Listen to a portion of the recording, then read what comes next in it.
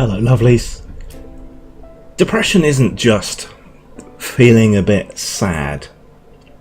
I think that's the core of the reason a lot of people don't understand it, and the core of the reason that a lot of people are absolute fucking tossers about it, because they don't get it, because we use depression as a synonym for feeling sad. That's what people think it is, but it can have a lot of other aspects to it. Previously I've talked about it feeling more like grief. I think that's the closest regular normal feeling that people get, that is as close to depression as I think people can understand. That sense of loss, and there's no way out of it, because that person is gone, the person you're mourning. So there's no way out of that except to adjust to a new reality. But depression doesn't allow you to really adjust to a new reality. You can develop coping mechanisms, some of them healthy, some of them unhealthy, and so on. But it's more than just feeling sad. It is a deeper problem. And the sadness, the grief, isn't the only thing that you have to deal with. There are often physical symptoms. I've been ill a long period now, and part of that is often flu-like symptoms. So exhaustion, aches and pains, joint pain, muscle pain, weakness. You end up shuffling around like an old man. Well, I am an old man, but you get what I mean. But one of the biggest issues, the biggest problems that I struggle with depression is anhedonia.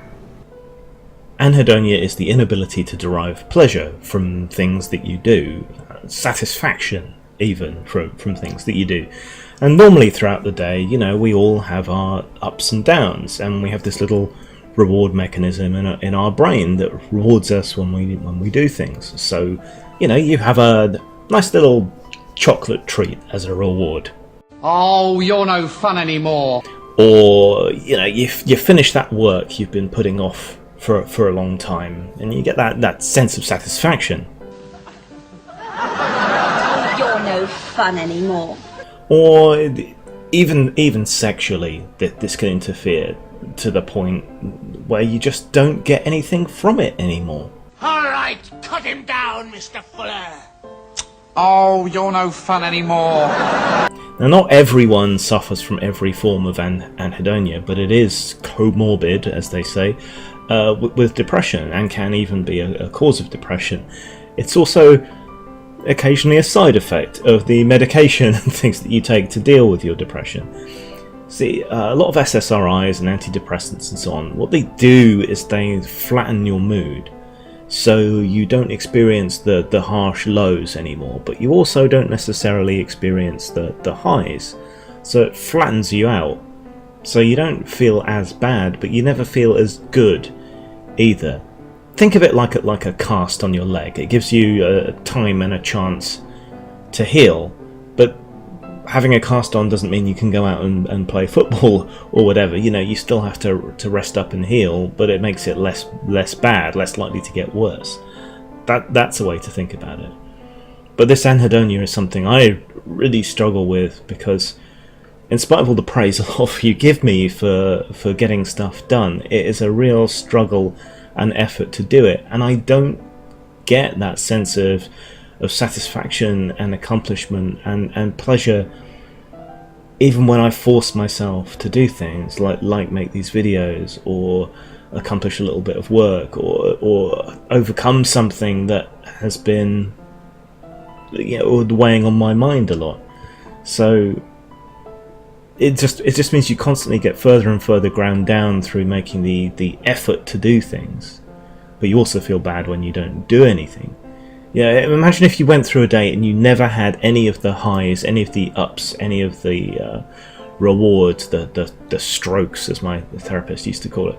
You never felt good about anything you did, but everything bad that happened during the day, every setback, every upset, that still retained the same impact.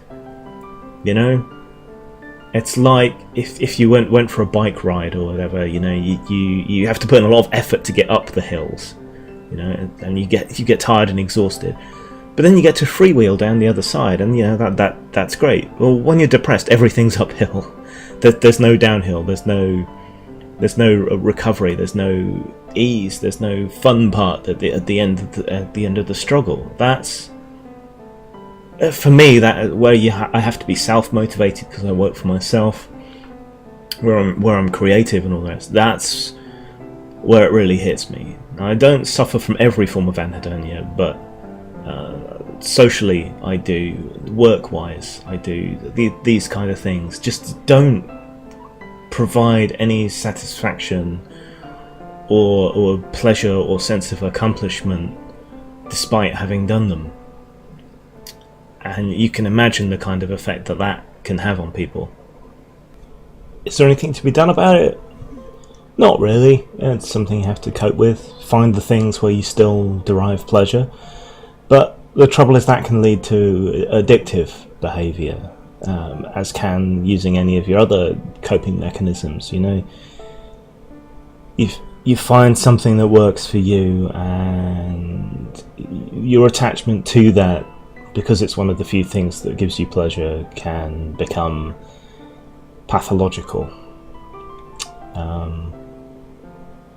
It's not necessarily good, even though it's one of the few ways that you can still derive pleasure. It's a complicated thing, but the point here is, look, it's not just feeling sad. There is a whole lot of other stuff that goes with it. Physical symptoms, anxiety is massively comorbid with depression, and this anhedonia, the inability to derive pleasure or satisfaction. And that's a big part of the problem for a lot of people. And maybe if you can't understand in terms of feeling sadness, this grief that I talk about, if you can't understand it in those terms, just maybe you can try and imagine what your days would be like if all the little things that made you happy, that made the day, you know, possible to cope with, just weren't there, or that they happened but they just didn't pick you up, didn't make you smile, didn't make you feel good. Maybe that's a way for people to understand what it's like. Zang.